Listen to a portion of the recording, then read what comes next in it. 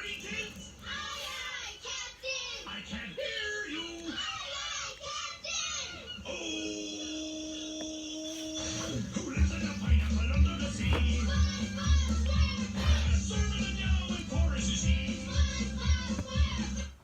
semua, kembali lagi bersama saya, dan pada pertemuan pertama ini saya bersama tim akan mencoba mereview salah satu buku yang menurut saya menarik, yakni berjudul Masalah Sosial dan Upaya Pemecahannya, karya Sutomo, tahun 2010. Nah, dalam kehidupan kita sehari-hari mungkin kita tidak asing mendengar apa yang disebut sebagai masalah sosial atau masos. Namun pertanyaannya, apakah yang dimaksud dengan masalah sosial itu?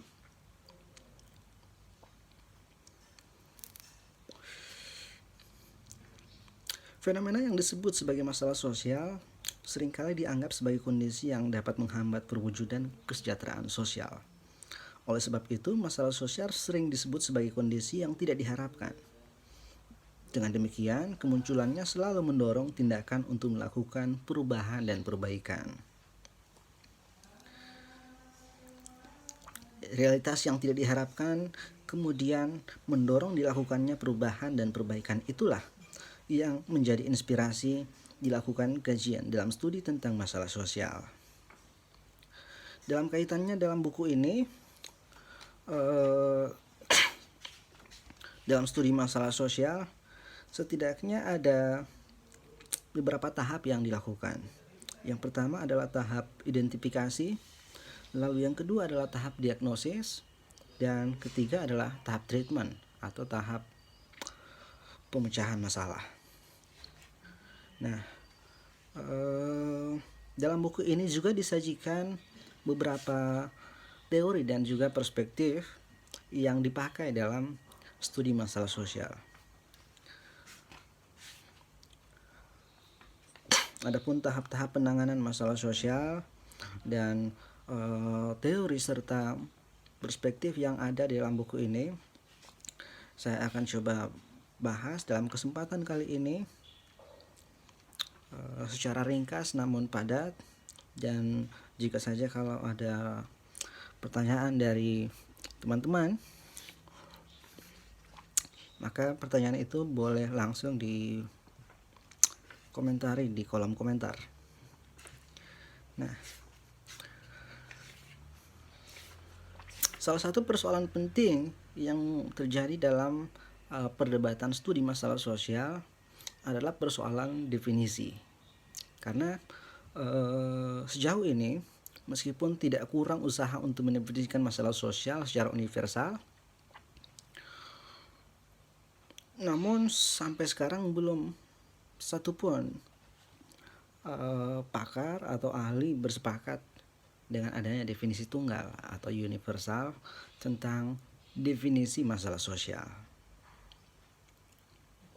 Hal ini terutama dipengaruhi oleh yang saya sebut tadi, adanya berbagai perspektif dan teori dalam melihat apa yang disebut sebagai fenomena masalah sosial ini.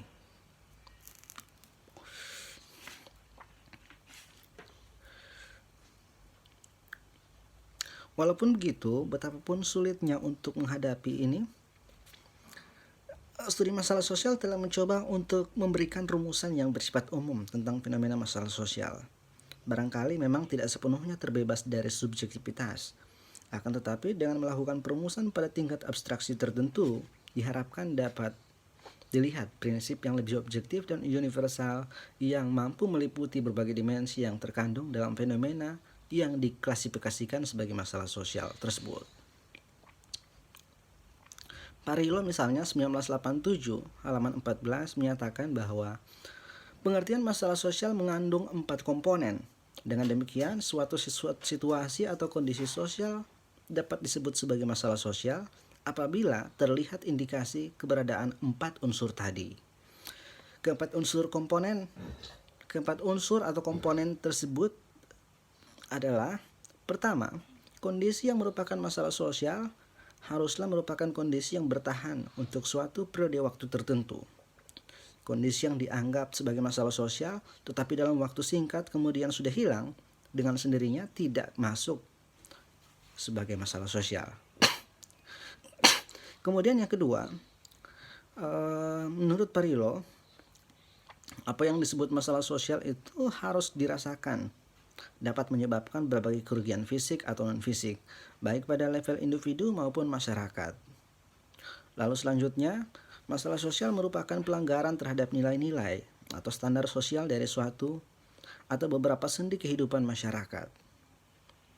Nah, yang terakhir, suatu masalah sosial pastilah menimbulkan kebutuhan akan pemecahan.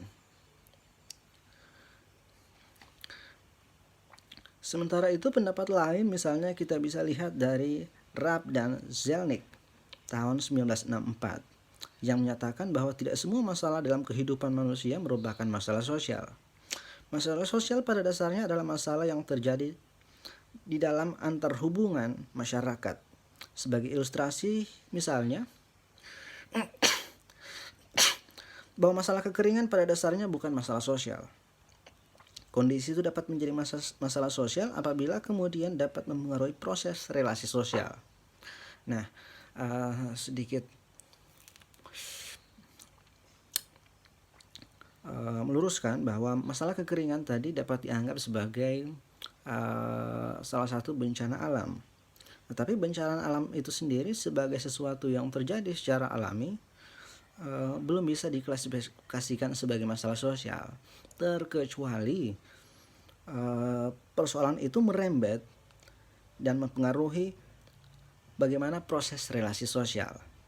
Proses relasi sosial dalam hal ini contohnya ketika terjadi kekeringan dan orang sudah semakin susah untuk mendapatkan akses air, lantas kemudian harus membeli air dari tempat-tempat yang jauh.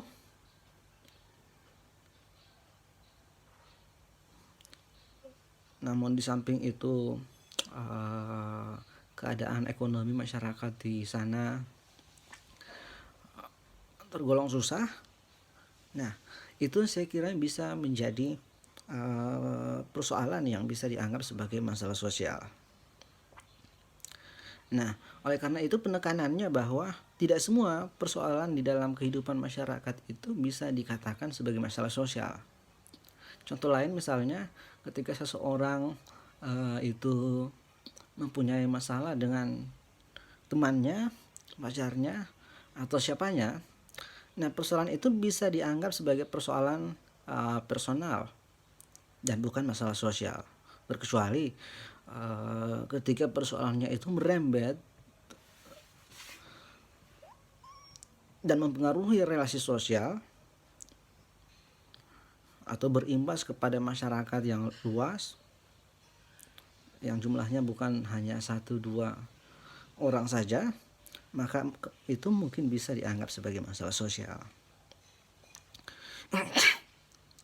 Nah, masalah sosial terjadi apabila pertama, menurut Rapp dan Zelnick, banyak terjadi hubungan antara warga masyarakat yang menghambat pencapaian tujuan penting dari sebagian besar warga masyarakat.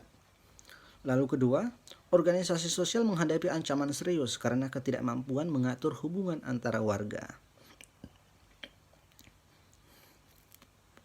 Nah, di samping definisi itu, ditemukan juga ada definisi yang justru mempertegas relativitas masalah sosial.